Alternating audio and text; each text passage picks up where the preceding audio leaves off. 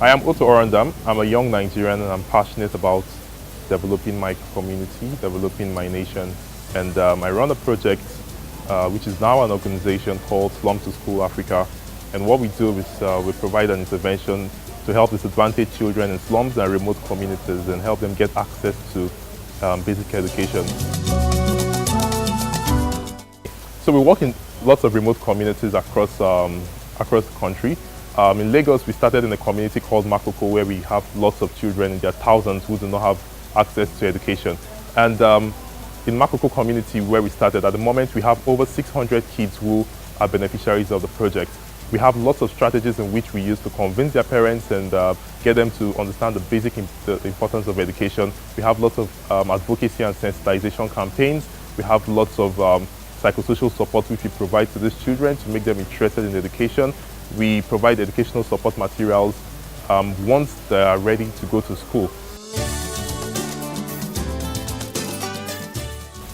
During my national youth service, that was about a year and a half ago, I was posted to Lagos State, and back then I could remember wherever I want to go, whenever I'm going to work, I see lots of kids on the streets, hawking and selling.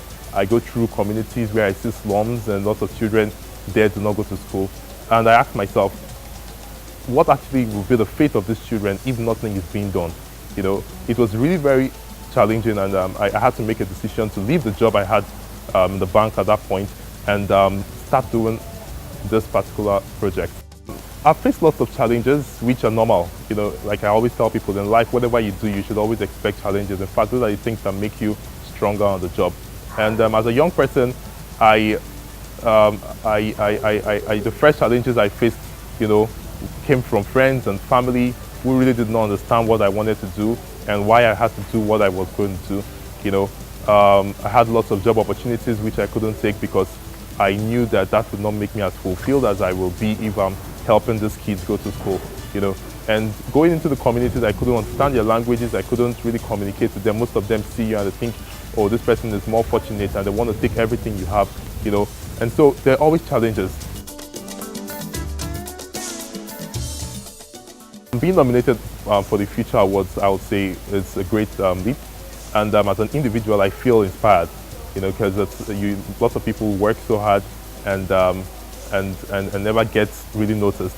And for me, such recognitions help the visibility of the project or the organization you're building. It helps more people. It brings attention, you know, to the organization. And I think it's been a very, very inspiring one. Lots of young people who also volunteer with us, you know, feel more motivated to know that what they are doing is, you know, really, you know, yielding some impact, and people can actually, you know, notice.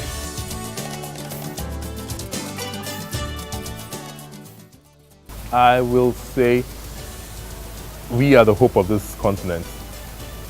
Wherever we find ourselves in our communities, we need to think about how we can make the society better.